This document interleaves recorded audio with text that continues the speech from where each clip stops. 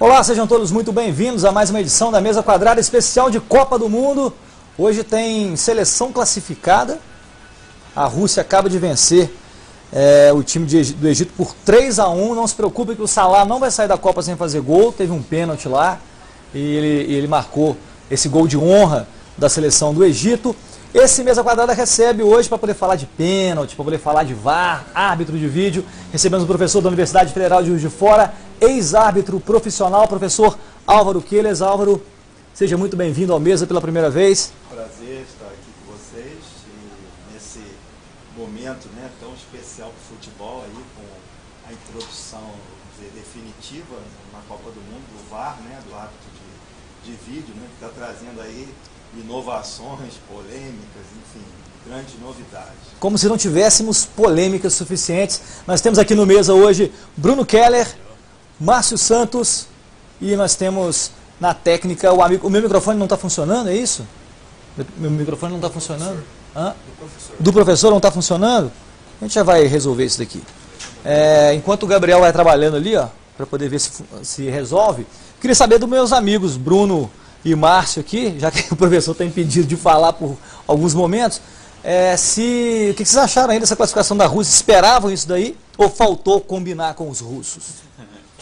Na minha opinião, achei que a Rússia, pelo retrospecto, né, não faria uma boa Copa, mas, como a gente até comentou ontem também, o fato de jogar em casa, toda essa situação, né, de estar diante da torcida, fez com que o time russo pegasse uma seleção fraca da Arábia Saudita, uma goleada, e hoje conseguiu aí uma vitória, de certa forma até fácil também sobre o Egito, que já vinha pressionado por uma derrota, precisava sair para o jogo, foi justamente isso. A Rússia soube jogar nos erros do Egito e conseguiu essa vitória, tanto que os gols saíram lá no meio do segundo tempo, depois, né, fez um gol no primeiro tempo, mas depois o Egito ainda segurou um pouco e a Rússia conseguiu vencer depois aí dos 30 minutos, porque o Egito abriu demais e conseguiu aí a Rússia essa vitória. De certa forma, um pouco surpreendente. Não acreditava que o Egito fosse sim tão fraco, apesar de ter apenas uma andorinha, né? Pois é, essa expectativa em torno do Egito não era apenas por conta do Salah? Acredito que sim, muito por conta do Salah e prejudicado por ter se machucado na final da Liga dos Campeões, né? Dava para perceber que o Egito sentiu muito a falta dele desde a estreia, né? E a importância que uma boa estreia tem, né? Ainda mais para a seleção anfitriã, que recebe ainda mais abraçada, né, pelos seus torcedores, depois de um 5-0, a melhor estreia possível. Muito mais confiança, vai numa segunda rodada já podendo classificar contra um confronto direto, né? Porque a gente acredita que o Uruguai, pelo menos antes da Copa, a gente viu o Uruguai como a principal força do grupo, né? E aí Egito e a Rússia brigando pela segunda vaga. E aí uma estreia com 5-0, quanto de confiança que dá a uma equipe, e a gente viu isso hoje, inclusive contra o Egito. A Rússia jogou sem medo, jogou diferentemente do que a gente estava vendo nos amistosos, inclusive pré-Copa. Então surpreendeu, para minha opinião. Dificilmente, inclusive, nessa segunda rodada vai ser alcançada em termos de gols marcados, né? Porque já são 8 gols marcados. A seleção que fez mais gols fora o time da Rússia. Espanha fez 3, Portugal fez 3, Bélgica fez 3. Também tem adversários fracos pela frente, né? Irã e Marrocos, se não me engano.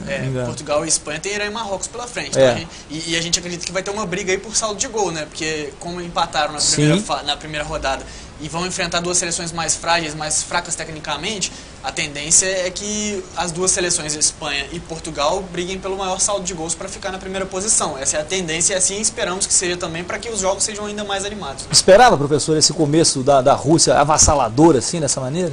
Não, né? Porque não é mesmo contra adversários mais fracos? É um time assim, tecnicamente muito bom, é muito forte fisicamente, disciplinado, organizado taticamente, mas tecnicamente não é muito bom. Mas o destaque para mim nessa primeira rodada, e o grupo da Rússia já é a segunda, é a supremacia das defesas sobre os ataques. Isso foi a tônica, né?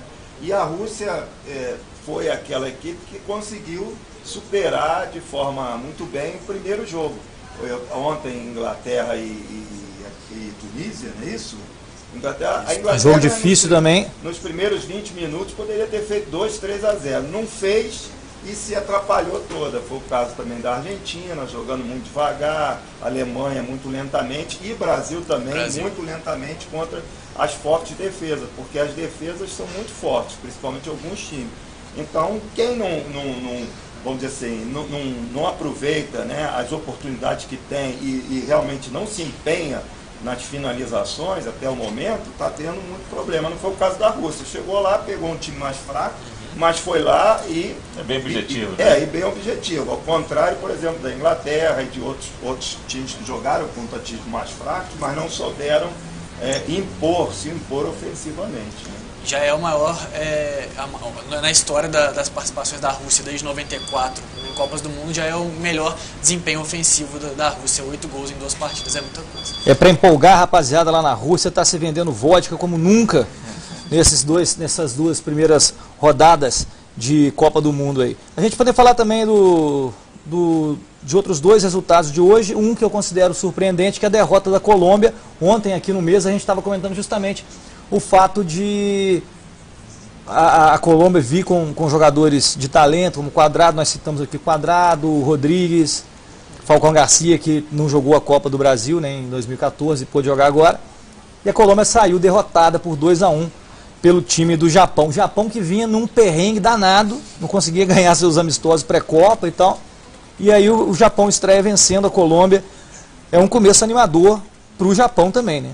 A Colômbia foi a Colômbia, né? Porque o futebol colombiano, na minha visão, é um futebol técnico, alegre e tal, mas é, assim, de certa forma, descompromissado taticamente. Meio displicente. Ele não tem muita disciplina, ao contrário dos japoneses, né? Que não tem muita técnica, assim, individual, mas são muito rigorosos em termos táticos.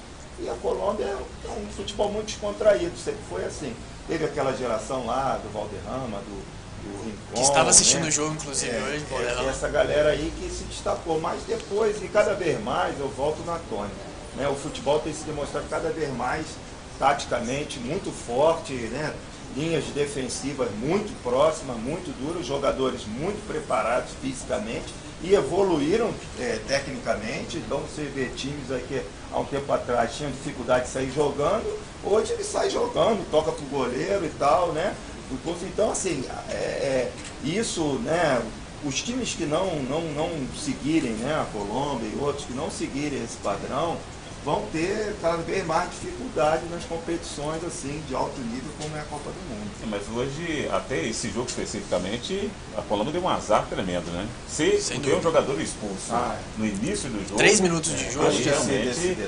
Foi assim, realmente complicado demais. E um dos principais jogadores, né? A linha defensiva da Colômbia ficou totalmente comprometida com a saída do Sanches. Então, de fato, ficou muito comprometida a equipe da Colômbia, que é um time bom. Tem, de fato, é muito displicente, são jogadores muito talentosos, igual o Cuadrado, o Ramos Rodrigues, que acabou entrando no segundo tempo, estava machucado. Quer dizer, é uma seleção muito boa, mas de fato não tem o sistema tático deles, eles que resolvem, não é o treinador que define. Então, diferente do Japão. O Japão realmente são jogadores, ele parece até robô, né? Eles cumprem ali muito bem, taticamente, o que foi dito para eles e conseguem executar muito bem. Mas, de fato, esse jogo especificamente, acho que o Colômbia foi muito prejudicado por conta da expulsão. O James Rodrigues começou no banco, como o Márcio falou, né, desses jogadores que tem uma técnica mais apurada individualmente falando.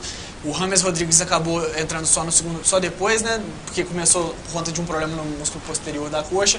O Cuadrado foi substituído e depois da Colômbia ter ficado com um jogador a menos, aí o técnico colocou um volante para primeiro arrumar o sistema defensivo, arrumar a marcação e tirou o Cuadrado de jogo. Então o Cuadrado foi sacado por conta da expulsão também. Então, e depois no finalzinho ele botou o Baca, o Carlos Baca, né, que é um jogador muito veloz de ataque, para tentar ajudar esse sistema ofensivo da Colômbia, e jogou até com 3 jogadores de frente, jogou num 4-2-3 no finalzinho contra o Japão. Só que com o Kagawa, com o Honda entrando depois, experiente Honda, o Japão conseguiu, através da bola parada, inclusive, né, construir essa vitória. Aliás, os 3 gols da partida em bola parada, um em pênalti e 2 em bolas aéreas, que tem feito muita diferença também nessa Copa do Mundo. O outro jogo do grupo, perdão, professor? Não, voltando na questão, uma expulsão que um jogador de alto nível, né, não pode fazer, tem que estar preparado mentalmente, né, raciocinar. O início do jogo ele foi lá, se atirou na bola, saltou com os braços abertos, quer dizer, totalmente, né, mostra assim, no entendimento, essa falta de preparo mental, né, que o futebol também tem preparo mental. Tem preparo físico, técnico e tático, mas tem mental. Né? Jogadores que concentram, né? Que prestam atenção e ali. E o colombiano, né? Apesar de ser um bom jogador, como o Márcio falou, né? Que seguiu o exemplo do Luiz Soares em 2014, talvez, mas muito cedo, né? Não era mata-mata. Não era hora. Não era hora. É brincadeira, né? O outro jogo do grupo, Polônia e Senegal, 2-1. Surpreendente ou um resultado normal para vocês? Para mim foi surpreendente. Primeiro porque a Polônia foi líder absoluta na eliminatória europeia, no seu grupo. É claro que a segunda força do grupo da Polônia, né, nessa fase foi a Dinamarca, que não, a gente já viu que não é grande coisa também. Mas ainda assim a Polônia tem um grande centroavante, o Lewandowski, tem uma equipe arrumada taticamente, só que não tem história, não tem tanta história assim em Copas do Mundo e acabou enfrentando uma seleção africana de muita vontade, muita disposição, força física, estatura, e acabou sofrendo muito com o que encontrou. A vitória nos 90 minutos foi justa, mas me surpreendeu. Para mim até que não surpreendeu tanto não, porque Senegal teve uma participação na Copa de 2002, né? E agora está voltando o Senegal. E, lógico, né, são jogadores do Mané, que tem destaque muito grande no Liverpool e tudo mais, e outros jogadores, como o Bruno disse, são jogadores fortes e que obedecem taticamente, jogadores que têm essa questão tática também. Não surpreendeu tanto porque a gente vê muito lá da Polônia por ser europeia, jogou eliminatória europeia. Por ter Lewandowski. Exatamente, mas as eliminatórias africanas também são muito fortes, tanto que Camarões e Gana ficaram fora. Então, assim, eu acho que, por levar em consideração, acho que estaria mais ou menos no mesmo nível. E pelo que apresentou hoje também o Senegal, não vi jogando muito mal. Não vi aquele time que rifa a bola, nada não. Um time que realmente sabe jogar. Eu acho que é um time que destaque para mim, que eu vi, é a força física, a velocidade. Muito rápido, né? Assim, o lance do segundo gol, inclusive, mostra essa rapidez eles são muito do atacante. fortes e muito velozes, né? E mais uma vez, né, a bola não perdoou, porque ele fez um gol contra, né? E depois lá naquela desatenção do jogador, volta ou não volta, eu não sei se o árbitro vacilou, eu fiquei com a sensação que o árbitro não foi muito feliz na autorização do retorno do jogador, do atacante Senegal, mas, né, aquele negócio tem que ter atenção o tempo todo. Exatamente, falta aquilo que você disse, o jogador tem que entrar concentrado, né? A defesa da Polônia vacilar também do jeito que vacilou, o goleiro sair da maneira descabanada, igual saiu. E não é a primeira vez que o Senegal bate uma seleção europeia na Copa, né? Em 2002, acho que o Senegal venceu a França, né? Acho que foi inclusive na estreia, o Senegal em 2002, citado pelo Márcio, inclusive. Então não é a primeira vez que o Senegal bate uma seleção europeia. Na minha opinião, ainda foi uma surpresa. Esperava mais da Polônia, só que foi uma surpresa boa também essa força física, essa vontade, disposição de Senegal em um grupo que eu acho que é o mais equilibrado dessa Copa, né? As 4 seleções, se a gente for parar para pensar, a próxima rodada, por exemplo, a gente pode ver uma vitória da Colômbia e uma vitória da Polônia, ou não sei se as duas se enfrentam, né? Mas a gente pode ver aí as 4 seleções com 3 pontos ou o equilíbrio até a rodada final. O grupo H me parece justamente esse mais equilibrado da Copa, e essa primeira rodada mostra isso, né? 2-1, jogos apertados e tal, em que os favoritos não venceram, quer dizer, tudo pode acontecer nesse grupo H. Projetando os jogos de amanhã, a gente tem o complemento aí da segunda rodada do grupo A, com Uruguai e Arábia Saudita. O Uruguai que passou muito aperto na estreia, venceu o Egito por apenas 1-0 no finalzinho do jogo. Agora tem a chance e a obrigação de fazer um saldo aí contra a Arábia Saudita. Porque o Uruguai, assim, tradicionalmente não é um time de muitos gols. Não.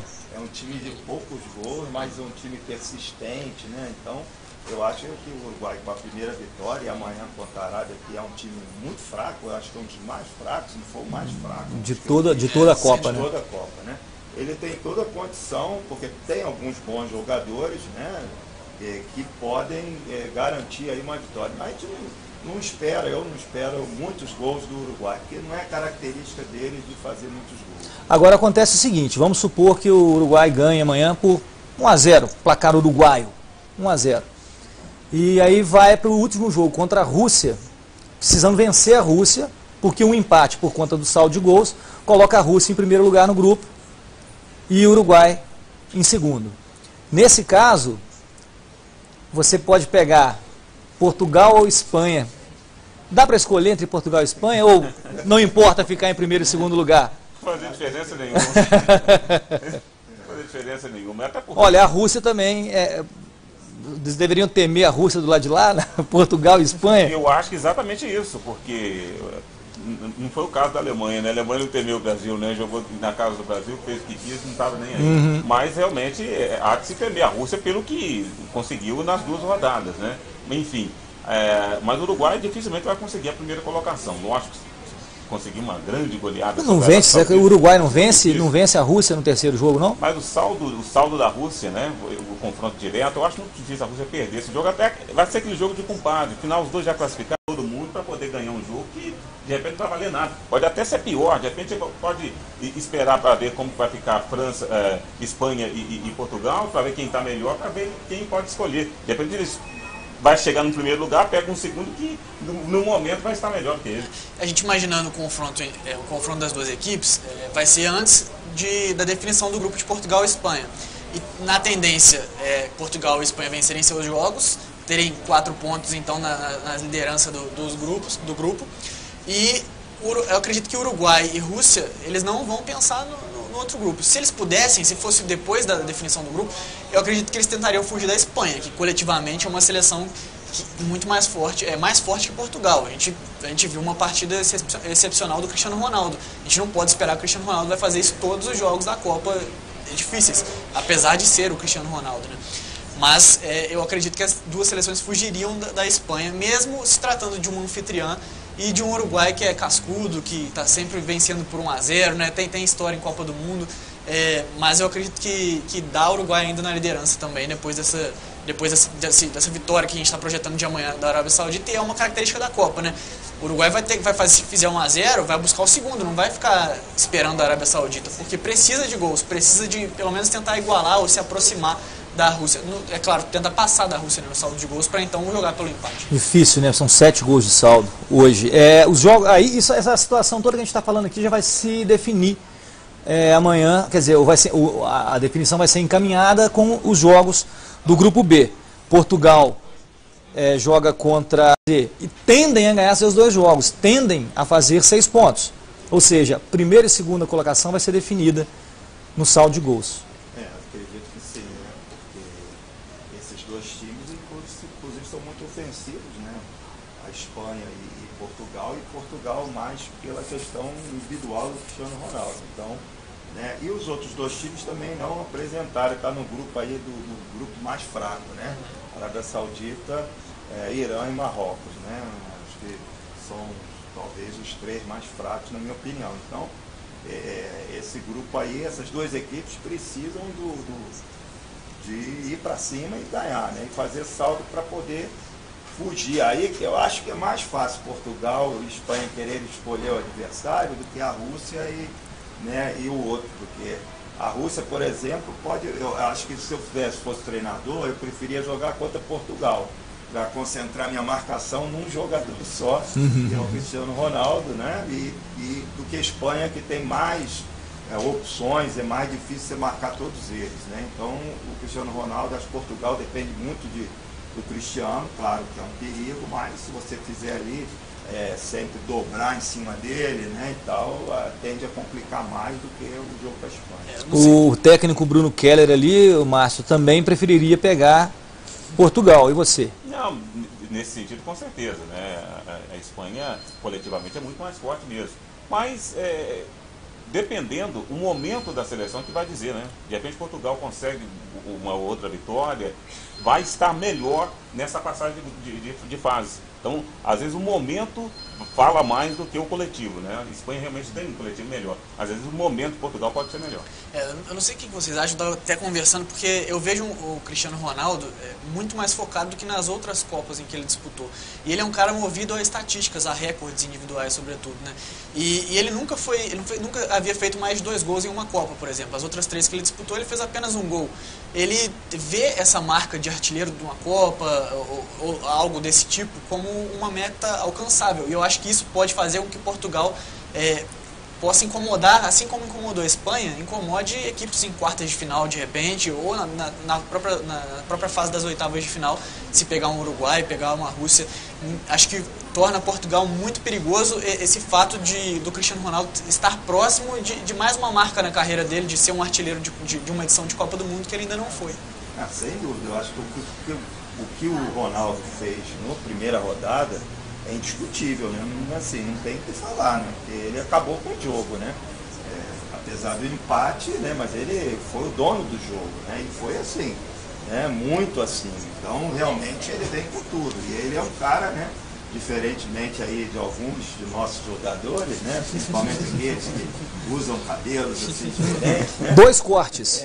Dois cortes. Eu vou falar o seguinte, Cristiano Ronaldo, 3 gols. O Xerichev, 3 gols, Lukaku, 2 gols, Harry Kane, 2 gols, Neymar, 2 cortes de cabelo. Então, assim, a briga tá difícil. O Ronaldo é fantástico nesse aspecto, né? Nesse aspecto, eu acho que ele supera o Messi, né? Apesar de que eu acho que o Messi é mais técnico, mais inventivo, né? Do que ele. Mas ele, em termos de competição, ele é fantástico, né? E assim, ele vai com tudo, ele vai atrás de gols mesmo. Mas não de gols na base da eu vou fazer sozinho, né? Porque ele não tem essa característica. Ele espera aquele momento melhor, ele sabe qual é a dele e tal. Então, serve os companheiros também. É por isso que eu penso justamente nesse momento. Cristiano Ronaldo indo, Portugal vai atrás nessa força, nessa vontade também, como foi na Euro. Sim. A Euro foi justamente isso também. Cristiano Ronaldo foi à frente e Portugal, dá pra gente. E eles foram, o momento deles era melhor. Então, às vezes, realmente, Portugal pode classificar e pode surpreender também. Né? Sem esquecer a questão da troca do comando técnico da Espanha, né? Que ainda reflete nos treinamentos dos espanhóis e, sem dúvida, é uma mudança significativa e que mexe com o dia a dia, com a rotina dos jogadores. Né? Vou deixar um abraço aqui, o Bruno Keller, aproveitando que está conosco, o vovô Sidney Vieira, Grande Sidney. Grande vovô Futrica, um grande abraço para você, para a família toda do Futrica lá. Está acompanhando. Vamos aproveitar que o Sidney está aí, vamos polemizar um pouco agora. VAR. Árbitro de vídeo, quero saber. Ontem a gente conversou muito, professor Álvaro Keller, sobre o VAR aqui no Mesa. E ficam sempre algumas dúvidas no ar. O juiz pode pedir o árbitro de vídeo, o árbitro de vídeo é quem chama o árbitro e alerta ele. Enfim, você pode explanar para a gente um pouquinho sobre esse funcionamento? O principal é que quem está na cabine é que chama o árbitro, né? Quando ele tem um lance que ele julga que o árbitro não viu, né? Essa é, vamos dizer assim, a principal consideração. Então, o árbitro de vídeo está para ver o que o árbitro não viu, né? E tanto no sentido do que ele não viu, quanto discordar do que ele viu, né? Porque por isso tem 33 câmeras, não é isso? Que estão lá na central lá. Então, é uma mudança muito grande, né? E para quem está nos assistindo, né, vai a provocação, né? Porque até antes do VAR, né, o pessoal fala assim, pô, mas esse empurrãozinho não foi nada, né? Agora, né, que teve um empurrãozinho lá, né, aí todo mundo, não, mas teve um empurrãozinho lá. Então, pessoal, a gente tem que combinar o que a gente quer, né? O que é empurrãozinho, né? O que é um empurrãozinho, porque essa é a mudança, né? Que o VAR não é só que tem a imagem, mas a interpretação e aplicação da regra também ela está sendo alterada. Hoje no jogo da Polônia, vocês viram que no gol da polonês, o jogador estava numa posição muito ajustada de impedimento ou não. O assistente não marcou nada, né, corretamente, porque essa é a instrução, não marcar nada, esperar o lance concluir. O lance concluiu, foi gol, aí o árbitro de vídeo chamou o árbitro e fala, aguarda aí. O árbitro de vídeo foi checar e viu que a posição era legal do polonês que fez o gol. E aí confirmou o gol. Então isso é uma mudança fundamental antes, porque se não tivesse o vídeo, aquele assistente talvez marcaria o impedimento e anularia o gol. E aí depois você viria, não, mas não estava.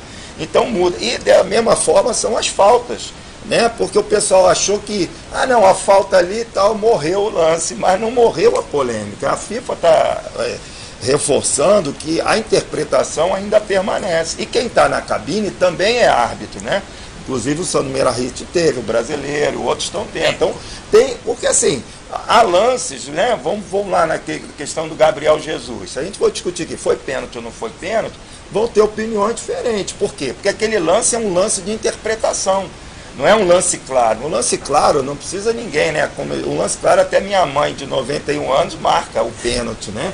Porque o cara deu um pontapé no outro, é pênalti, não tem discussão. Mas aquele lance do Gabriel, o cara botou o braço, mas o Gabriel também botou. Aí ele tá caindo antes, então fica a discussão. Foi ou não foi?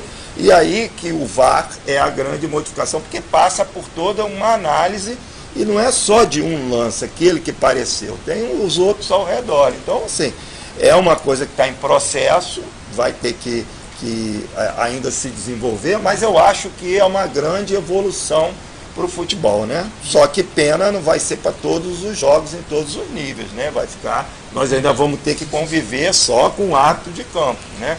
Mas nesse nível, eu acho que até agora, tirando as polêmicas aí do Brasil, por exemplo, porque teve aquele jogo da Inglaterra também, né? Que o Tripper virou a mão, foi falta, porque ele deu um tapa para trás, não tinha nada a ver. O árbitro não marcaria, o árbitro de vídeo chamou e marcou. Então você vê, foi marcado um pênalti. E aí vem a discussão brasileira, mas aí tem muito da nossa envolvimento, quer dizer, nossa, que eu digo, né, envolvimento emocional do brasileiro com aqueles lances do nosso jogo, né? O lance, você citou o jogo da Polônia, tem dois lances da Polônia que me chamaram a atenção. O segundo gol de Senegal, o jogador que arranca com a bola da defesa, ele sofre uma falta, eu digo entre aspas, porque seria um lance de interpretação, igual que o Gabriel Jesus sofreu no lance que ele reclamou pênalti. Ou seja, o jogador atacante da Polônia abraça, o africano dá a volta nele, larga o braço dele para trás, corre, vai embora, descola o lançamento, dá um chutão na bola, a bola vem e sai o gol. Isso é um lance interpretativo, como o professor falou com relação ao gol do Gabriel Jesus. Foi suficiente? Já estava caindo? Não estava? Desistiu de jogar e podia ter prosseguido na jogada, não prosseguiu e tal. É difícil de você interferir num tipo de jogada dessa. No lance de impedimento, não. O lance de impedimento, você não tem... Às vezes até tem, né? Porque às vezes é uma distância tão pequena que às vezes até tem também. Mas é muito mais... Será muito mais útil nesse tipo de lance, que é o caso da bola, do chip na bola. Hoje o goleiro do Japão foi buscar uma bola dentro do gol e ficou batendo boca com o juiz. Pô, apitou, amigo, apitou aqui no meu braço, a bola entrou. Eu nem precisava, porque todo mundo viu que entrou muito, né? Mas, então esse tipo de lance você ainda vê utilidade. A polêmica não tende a diminuir. Em função dessa questão da interpretação. Os lances de falta são interpretativos, então o VAR não vai acabar com a polêmica. A gente fez uma entrevista até que saiu antes da Copa com o Marcelo Van Gassi, que foi formado inclusive na UFJF e está lá na Rússia pela segunda Copa consecutiva, aliás, e ele falou, olha, ele fez inclusive cursos de árbitro de vídeo feitos pela FIFA, né? E ele disse, ó, antes, se eu tivesse uma certeza de um lance que estava impedido, eu ia levantar a bandeira. Agora a FIFA falou, você está com uma ponta de dúvida, deixa o lance seguir, que isso aí fica com o árbitro de vídeo. Quer dizer, nas palavras dele, tudo que eu estudei na Federação Paulista, tudo que eu trabalhei, eu tenho que deixar um pouco de lado para as novas orientações da FIFA.